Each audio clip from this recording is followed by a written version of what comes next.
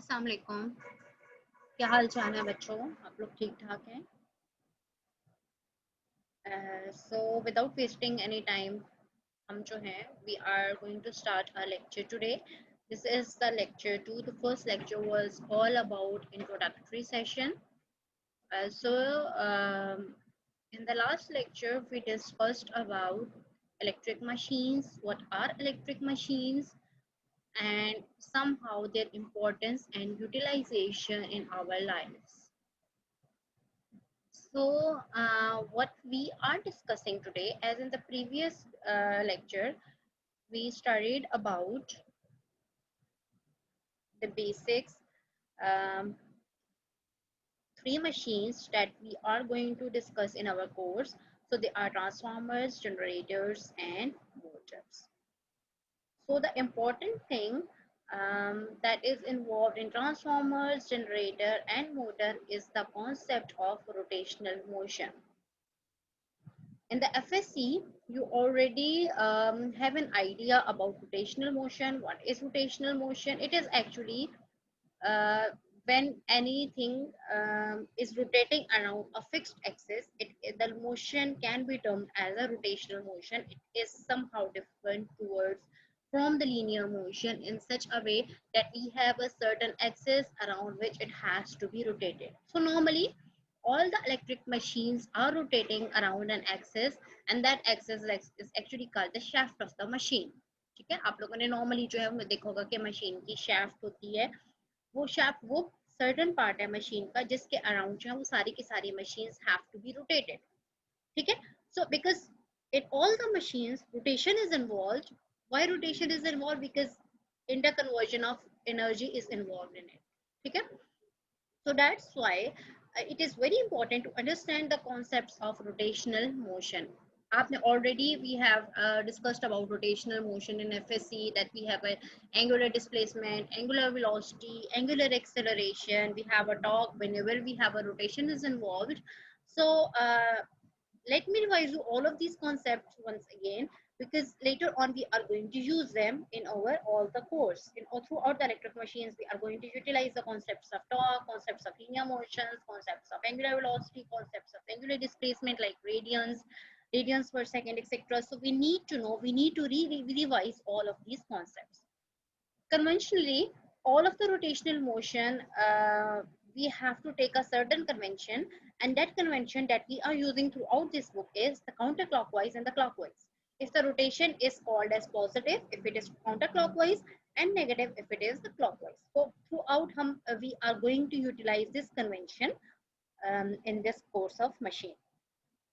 So the first thing that we are going to discuss is the angular position. Angular position is actually the angle with respect to a certain point. Once we have a linear angle which is called as a theta. Okay? So it can be called as a linear angle, but when it is the object's angle, then this is called as the angular position. This is just like distance in the linear position, linear motion. So we can call it as the displacement as well. It is represented by theta. So what is angular velocity? Like we have, sorry, it is not t, it's angular velocity. Just like we have a linear velocity, which is the rate of change of displacement or distance, we have the angular velocity, which is the rate of change of angular position. So we called it as d theta by dt, because theta is taken as in radians according to the SI unit. So the angular velocity would be termed as omega, and that would be d theta by dt, and the unit would be radians per second. So normally throughout the course of electric machines, because whenever we are taking the unit of electric machines, our rotation of the electric machine, we take it as the term RPM. RPM is actually revolution per minute. It is actually the angular velocity, but we need to convert it from radians per second to the RPM, which is the revolution per minute. So we have angular velocity that could be in radians per second, that could be represented as omega m. We have Fm, which is the angular velocity, and it is in revolutions per second. What we just have to do, we have to convert this radians into revolutions. And how we can convert? Because we know that revolution is the one complete path of the angle right from the 0 to the 360 degrees. So we can take it as the 2 pi.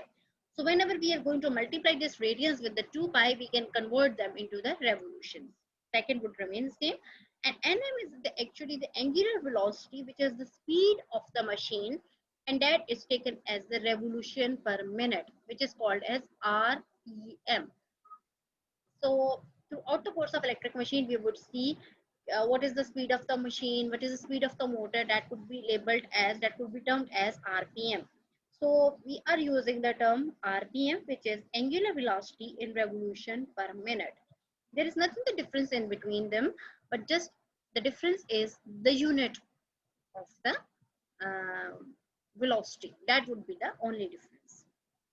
So what would be the linear acceleration? Like we know that it is represented by A, and this is rate of change of velocity. Similarly, angular acceleration would be the rate of change of angular velocity. So it would be called in radians per second square, because just like it is radians per second, so when we are multiplying with the second, it would be termed into the angular acceleration. So now we would see that how we can convert radians per second into revolutions per minute. As we know that one revolution is actually 2 pi radian. You have already discussed them. So what should be FM? Because FM is just converting this radians into revolutions. So we just have to multiply it by the 2 pi in order to convert it into the revolutions. So NM would be, and because NM is just angle FM multiplied by 60. Why? Because FM is the angular velocity in revolutions per second. Now we have to convert this per second into per minute. That's why we have to multiply it by 60, because we know that 1 minute is actually equals to the 60 seconds. So we have to multiply it by 60 in order to convert into the RPM. So NM is like nothing but FM multiplied by 60, and that would give us the revolutions per minute. Why FM is nothing but this is radians per second, omega m angular velocity, and we have to divide it by 2 pi. And why 2 pi? Because we have to convert the radians into revolutions. So this was all about the angular velocity, angular acceleration. The concept that we are going to use from here is actually this nm, which would be, nm would actually be the speed regulation or speed of the machine, and that would be in rpm. Okay. So next thing is the Newton's law of motion. Like we have the linear laws of motion, we which we call as Newton's law, Newton's second law, that was all about F is equals to ma. What this law states that the force applied to the object is actually would be equals to the mass of the object, and what would be the resultant acceleration it would be produced whenever we are going to apply a force on the object, and how much that object will move, that would be termed as the Newton's second law. So F would be the net force applied to the object, that could be in pounds, Rn would be newtons, M would be the mass of the object, that would be in slugs or kgs, and A is actually the resulting acceleration that it would be caused due to the applied force, and that would be in meter per second square or feet per second square. So now we have to represent the angular motion as well, just like the linear motion, that is equals to F is equals to ma. In the angular motion, that would be torque is equals to J alpha, where torque is actually the net torque applied. Why we call it as a torque? Because how we define the torque is actually the rotating motion. Okay. So whenever we are applying some turning effect, some rotating effect, and how much the resultant displacement, resultant acceleration, angular acceleration it will be produced, because we are applying the turning effect, और इसके resultant में हमारे पास जो भी acceleration, angular acceleration या rotation produce हो रही है, वो आपके पास अल्फा है. And what is the J? J is actually the moment of inertia, how much resistance that it would be cause. So it would be torque. अब हमारे पास वही linear motion है, but we are taking it in terms of the angular motion, because the angular rotating parts are involved, rotating machines are involved. So that's why we are representing all the tips in terms of the angular motions. Similarly, we have work and power. So how we define work? Work is actually the application of force throughout a distance. So if we apply a force on an object and it covers a certain distance, it is actually the amount of work that is applied on the object. So in linear terms, so we could call it as W is equals to F dot S, or we can call it as integration of F into dr, where F is the applied force and dr is the displaced distance that it would be causing. Why we are taking it as integration? Because we are taking a certain unit distance and then we are integrating it over the whole area by taking it as that it is uniform throughout.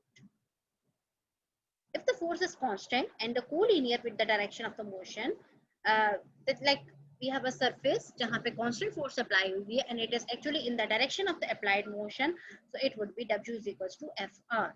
Don't confuse it.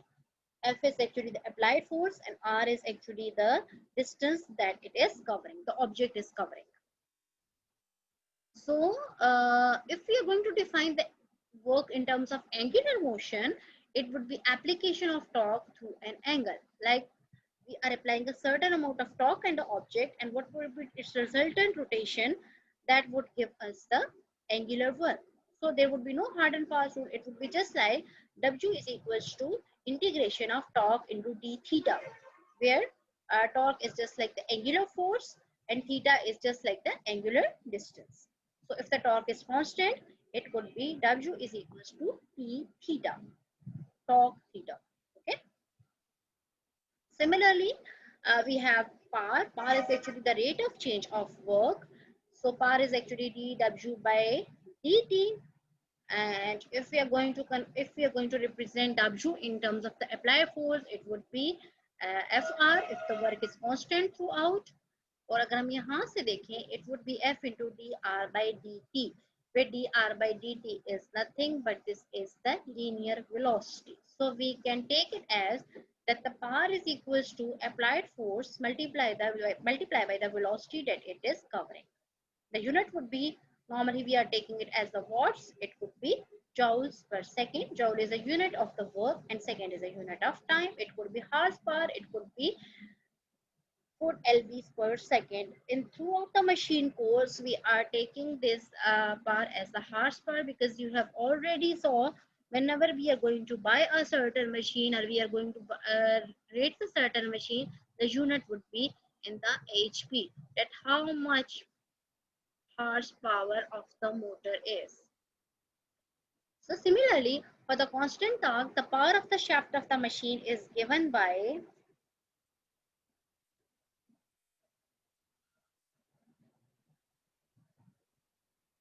applied power is equals to torque into omega. So it is actually the rotating part that is applied across the shaft of the machine, because shaft is a rotating part. Across it we have to apply the rotating power. Here we can label it as the rotating power. So it would be torque into omega, where omega represents the angular velocity and torque is actually the turning effect. Torque is commonly measured in Newton meters and the pound feet. Throughout the machine, we would take it as a Newton meter. Angular velocity in revolutions per minute, power either in watts or in horsepower. If it is electrical power, we would be termed it as the watts, or usually the mechanical power is in terms of the horsepower.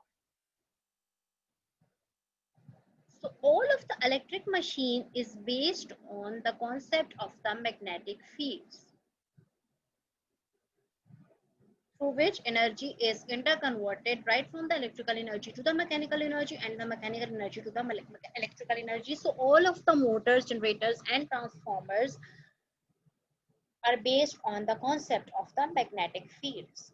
So just like we have the electrical fields where around a certain region the effect of electricity can be felt, similarly the magnetic fields are the regions around which magnetic effect can be seen, magnetic effect can be utilized. So they are called as the magnetic fields. So we have the four basic principles of the magnetic fields, which are called as the fundamental laws of the magnetic field. We can also call them as the Faraday's law. So the first basic principle is A current carrying wire produces a magnetic field in the area around it. So this is called as the Ampere's law. Ampere's law ये state करता है कि whenever we have a current carrying wire, it would produce a magnetic field around it. Okay, so we can term it as the we can represent the direction of it by using a right hand rule. All of you take your right hand. If your thumb indicates the amount of current, direction of the current carrying wire, then the curved fingers, which actually indicate the direction of the magnetic field that is produced around it. So this is the right hand rule to represents the direction of the current and production of the magnetic field.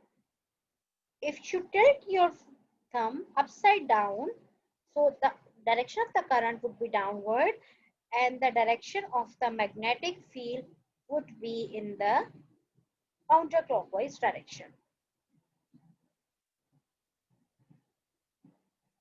So it would be in a clockwise direction. So that is the Ampere's law.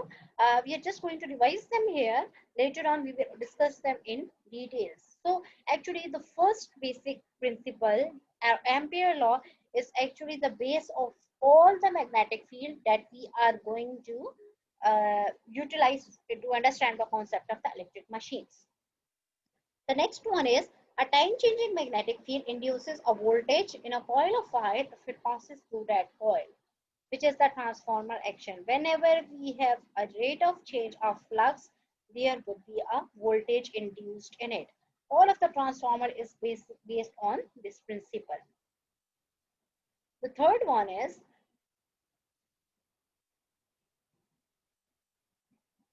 okay. Let me switch to the second one. Transformer action is basically a transformer is a device that either step up or step down the voltage. Step up means it can increase the voltage or it can decrease the voltage. And how it could be possible? We have to bring up changing magnetic field concept in it.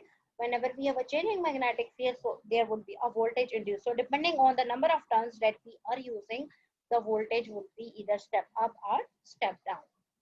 Step up means that voltage is increasing and the step down means voltage is decreasing. Similarly, the third one is whenever we have a current carrying wire in the presence of a magnetic field, it has a force induced in it. और यही हमारे पास motor action है. अब अगर आप देखें motor action में motor में होता क्या है कि what we are giving as the input is the electrical energy और आउटपुट में हमारे पास कोई भी मैकेनिकल वर्क जो है वो हो रहा है. ठीक है. So electrical energy is actually the current carrying wire. वो हमारे पास इलेक्ट्रिकल एनर्जी है जो हम एज ए इनपुट दे रहे हैं. अब उस इलेक्ट्रिकल एनर्जी को अगर हम एक क्लोज मैग्नेटिक फील्ड के अंदर प्लेस करेंगे, मींस हम करंट कैरिंग कॉइल को एक मैग्नेटिक फील्ड के अंदर प्लेस कर रहे हैं, तो ऑटोमेटिकली वहां पे एक फोर्स जो है वो इंड्यूस होगी. और वो force induce is actually the mechanical energy that we are going to use for the motor action. And the last one is a moving wire in the presence of a magnetic field has a voltage induced on it. ये हमारे पास generator का action है. Generator में होता क्या है that we are giving mechanical energy as input और हमारे पास output में we have a certain amount of electrical energy that is going to be generated. So basically mechanical energy is being converted into electrical energy. So how it is possible? हम क्या करें? In short, we are actually moving a wire in a magnetic field, like in the practical cases we are moving a certain prime mover, a turbine, etc., in the presence of a magnetic field, and automatically it would generate a certain voltage that we can get in terms of the electrical energy. So we can see that in all of these principles we have a single concept that is utilizing everywhere, and that is the magnetic field. If you have a current carrying wire, it produces a magnetic field. Then magnetic field, if we are going to bring a change in it, it will produce a voltage in it. If you place a current carrying wire in that magnetic field, it would produce a force that would be the action of the motor. And if that magnetic field has a moving coil, moving wire in it, it would produce a voltage. That would be the action of the generator. So let me share something new here, which is the lecture number 2.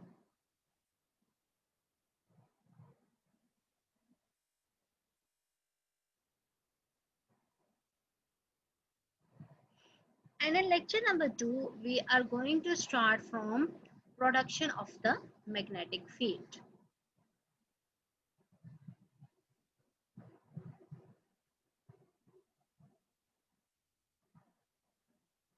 So production of magnetic field is actually the Ampere's law. Ampere's law states that whenever we have a current carrying coil, it will produce a magnetic field around it. So it is actually the production of magnetic field by a current. Okay? So we are taking a rectangular core. You can see here we have a rectangular core which has a mean path length LC, and it has a certain cross-sectional area that is represented by A. So what we did, we wrap a coil around the one leg of the core, and that coil has a I amount of current passing through it. So now it has become a current carrying coil. So what Ampere's law states that a current carrying coil has a magnetic field around it.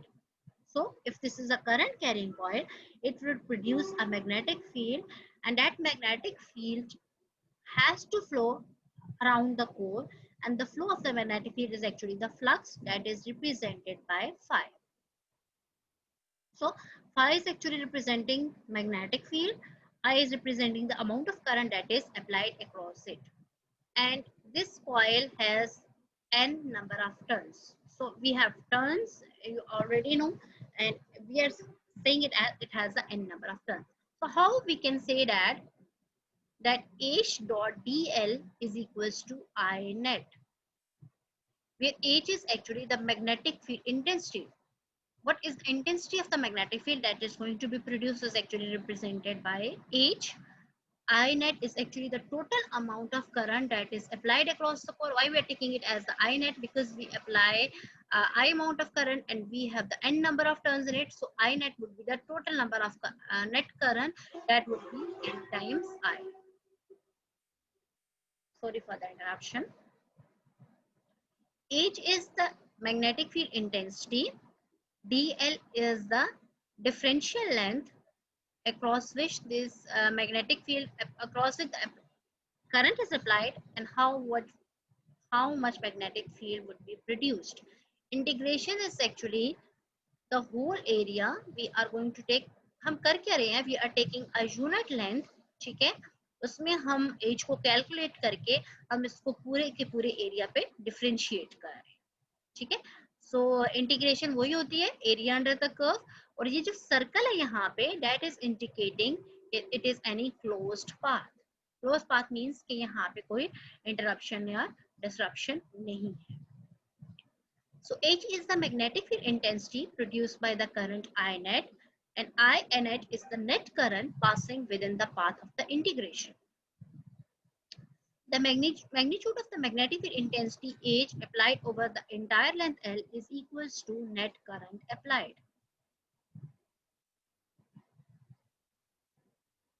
So we can say if magnetic field, because we have a uniform region, so it could be this D would be cancelled with this integration, and what we are getting is HLC is actually the core length या mean path length, and it would be equals to Ni. और वहाँ पे हमारे पास I net था because that was the total net current, and it is actually equals to the I is amount of current that is applied across the one turn, and we have total n number of turns, so it would be Ni. So from here we can see that H would be equals to Ni by Lc.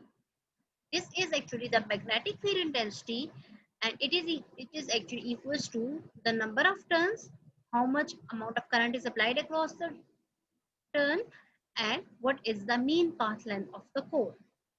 So in short, we can say that the magnetic field intensity is the effort that is established by the current to produce magnetic field. Or we can say that how much effort current is putting into the establishment of the magnetic field is actually called the magnetic field intensity. For a rectangular core, the path of integration in the Ampere law is the mean path length of the core. Because we are taking a rectangular core, तो इसमें हमारे पास जो integration का path है वो total इसकी जो है वो मीन लेंथ है. सो दैट्स वाई यहाँ पे हमने LC को यूज किया, विच represents the mean path length. Next is the strength of the magnetic field produced in the core depends on the. So अभी हमने क्या डिस्कस किया, that how much intensity of the magnetic field is produced by the applied current. Now we would have to see what is the strength of the magnetic field that is going to be produced. It is dependent on the material of the core. ये जो core हम use कर रहे हैं उसका material क्या है, in addition to the magnetic field intensity. So it is not only dependent on कि हमारे ने कितना current apply किया, but it is also dependent on कि what type of material we are going to use. So the relationship between the magnetic field intensity and the resultant magnetic flux density within a material is given by B is equals to mu H, where B is representing the density of the magnetic field, that how dense are the flux lines, because we know that whenever we have a magnetic field lines are represented. Magnetic field is actually represented by the lines which are traveling right from the north pole towards the south pole. Okay? So we can say that this is B is equals to mu H, where H is the magnetic field intensity, which is equals to Ni by Lc. We have already defined it. Now we have an additional term which is mu, and we have the resultant magnetic flux density which is produced, which is termed as B, magnetic flux density. So mu is actually termed as the magnetic permeability of the material. How permeable the material is to allow the magnetic field to pass through it. So mu is the relative ease of establishing a magnetic field in a given material. It is actually mu is the relative ease of the material. Okay, the material or the core that we are going to use. H is the effort that is exerted by the current to establish a magnetic field. ठीक है, magnetic field intensity को हमने ऐसे देखा कि current कितनी अपनी effort दे रहा है मैग्नेटिक फील्ड को बनाने के लिए, और प्लस एडिशन में मटेरियल की क्या कैपेबिलिटीज हैं establish the magnetic field. So magnetic flux density is all about the material that we are going to use and how much effort the current is establishing in order to produce a magnetic field. So this permeability of free space is mu naught 4 pi into 10 power minus 7 Henry per meter. And the relative permeability is the permeability of any other material compared to free space. So mu is actually equals to mu r times mu naught, where mu r is the relative permeability and mu naught is the permeability of the free space. When we are going to multiply them two, we can get the mu, which is the permeability of the material, total permeability. So relative permeability is the ease of material, permeability of any material compared to free space. कि free space के respect से किसी material की क्या capability है in order to produce the magnetic field. So for example, we can say the relative permeability of the steel varies from 2000 to 6000. It means that steel have 2 to 6000 times more capability to produce the magnetic field than that in air. ठीक है, कि अगर हम steel का material use करेंगे और उसके cross हम कोर को रैप करते हैं, उसमें से करंट पास करते हैं, तो ये 2000 to 6000 times more magnetic field produce कर सकता है.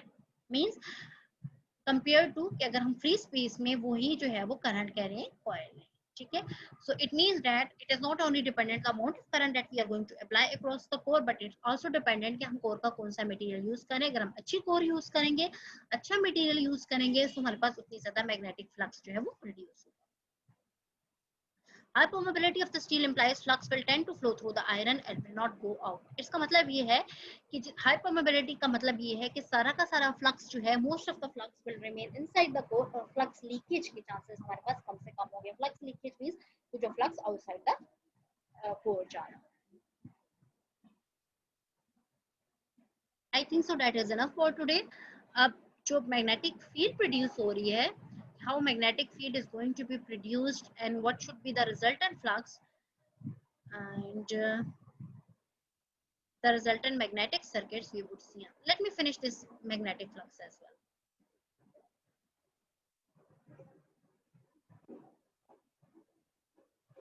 So production of the magnetic field, whenever magnetic field is going to be produced, we have, it means that we have the flux in it. Flux is actually the representation of the magnetic field. So the flux for the given core, the flux density is given by, we have already discussed that this is equals to mu H, mu and I by LC. So the total flux that going to be,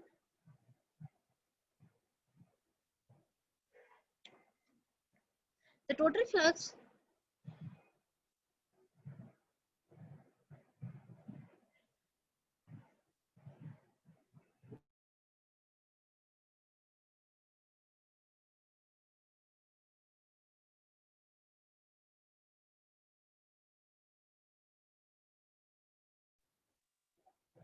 okay, the total flux that is going to be produced in this magnetic field is um, the density of the magnetic field times how much is the area of the core. So we can say that this flux is equals to B dot dA integration, where B is actually the flux density and A is the differential area. So just like similar case, we are taking a small length of the core, and what we are saying that we have a uniform core throughout. We are taking flux density produced at a single point, and then we are differentiating it over the whole area. So that area is represented by dA. Keep it in mind that A is actually the cross sectional area. So if the flux density is perpendicular to the plane, means the flux density is uniform throughout, that flux could be B times A, because area would be cancelled with this, differential would be cancelled with this integration, and we would have flux is equals to BA, where B is actually mu and I by LC, and when it is gonna multiplying with this A, we can have the flux which will be mu and I by LC. So now we have a total flux that would be flowing through the machine, that would be flowing through the core. It is dependent on the permeability of the material, so it is dependent on the property of the materials. What should be the amount of current that is applied across the core, which is represented by I, the number of turns that the core is having, the mean path length of the core, and the cross-sectional area of the core. So how much better material we are going to use, the resultant flux would be greater.